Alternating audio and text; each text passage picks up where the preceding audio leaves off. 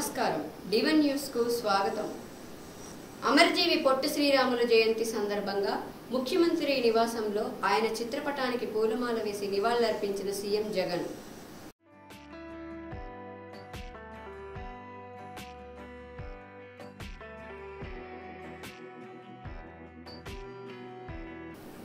Rows Avenue court వద్ద భారీ భద్రత। కోర్టులోకి ప్రవేశించే ముందు కవిత కీలక వ్యాఖ్యలు। బీఆర్ఎస్ ఎమ్మెల్సీ కవితను ఈడీ అధికారులు మరి కాసేపట్లో రౌస్ అవెన్యూ కోర్టుకు తీసుకురానున్నారు।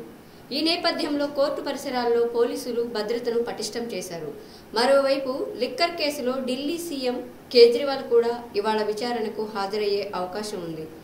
కోర్టులో హాజరవ్వడానికి ముందు కవిత కీలక వ్యాఖ్యలు చేశారు। ఇది అక్రమ అరెస్టు అని మేము కోర్టులో పోరాడతామని చెబుతూ హాజరయ్యారు। ఎక్కువ శాతం యువత ఉన్నత చదువుల కోసం ఉద్యోగాల కోసం యుఎస్ఏ వైపు మొగ్గు చూపుతున్నారు। కారణం ఏదైనా కానీ తెనాలి మండలం బుర్రిపాలెం గ్రామానికి చెందిన పరుచూరి అభిజిత్ అమెరికాలో హత్యకు గురయ్యాడు। మార్చి 11న బోస్టన్ వర్సిటీ క్యాంపస్లో దుండగులు హత్య చేసి కారుతో పాటు అడవిలో వదిలేశారు।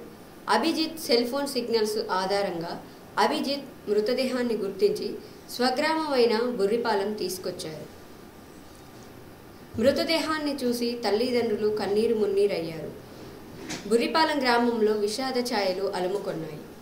ఎమ్మెల్సీ కవిత అరెస్టును ఖండిస్తూ ఎమ్మెల్యే హరీష్ రావు తెలంగాణ భవన్లో మీడియా సమావేశం ఏర్పాటు చేశారు।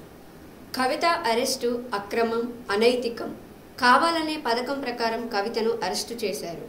శని ఆదివారాలు కోర్టుకు సెలవు కావడంతో కక్ష సాధింపుతో అరెస్టు చేశారు।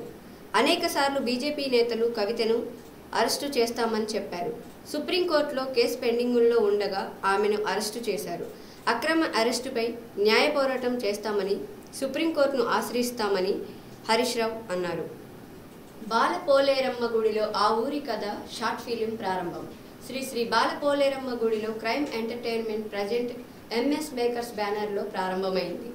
ప్రముఖ వ్యాపారవేత్త జిఎన్ఆర్ జ్యువెలర్స్ అధినేత గోవిందు నాగరాజు తొలి క్లాప్ ఇచ్చారు। ఈ సందర్భంగా ఆయన మాట్లాడుతూ జిల్లాలో ఎంతో మంది కళాకారులు ఉన్నారని, యువత ముందుకు వచ్చి ఇలాంటి చిత్రాలు తీయడం అభినందనీయమని అన్నారు। ఏప్రిల్ 1 నుండి కడప పరిశ్రమ ప్రాంతాలలో షూటింగ్ జరుగుతుంది। హీరోగా పవన్, క్రాంతి కుమార్ నటిస్తున్నారు। మోహిత్ దర్శకత్వం వహిస్తున్నారు।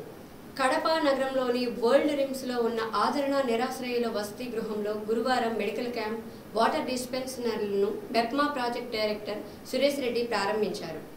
PM 15 point program member CH Sunil Kumar, 1వ డివిజన్ కార్పొరేటర్ చెన్నయ్య మెప్మా తరపున అందించబడిన వాటర్ డిస్పెన్సరీలను ప్రారంభించి నిరాశ్రయులకు చల్లని నీరు ఇవ్వడం సంతోషదాయకమని corporator K Babu, PM 15 point program member CH Sunil Kumar తెలిపారు। రాబోయే సమ్మర్లో కూడా ఏమేమి జాగ్రత్తలు తీసుకోవాలా, వాటర్ పరంగా కావచ్చు, ఆరోగ్య పరంగా కావచ్చు, ఏమేమి తీసుకోవాలో ఒక చిన్న క్యాంప్ లాగా క్యాంపు పెట్టాలనే ఉద్దేశంతో ఈరోజు మెప్మా ఆధ్వర్యంలోనూ అలాగే ఆదర్శ ఆదరణ వారి ఆధ్వర్యంలో ఈరోజు ఈ కార్యక్రమాన్ని నిర్వహించడం జరుగుతుంది। లైక్ చేయండి, షేర్ చేయండి, సబ్స్క్రైబ్ చేయండి।